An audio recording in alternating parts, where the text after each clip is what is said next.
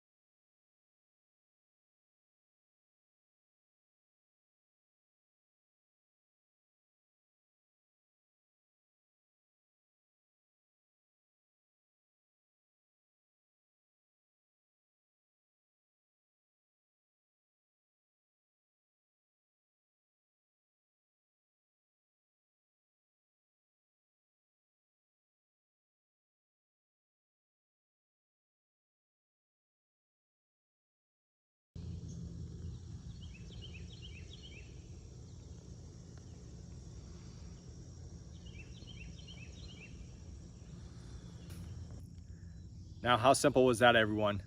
Pruning lavender is easy once you understand it. So go ahead, when your lavender is done blooming, go ahead, prune it no later than August, going down by about 1/3. And as always, thanks for watching, everyone, and until next time, bye-bye.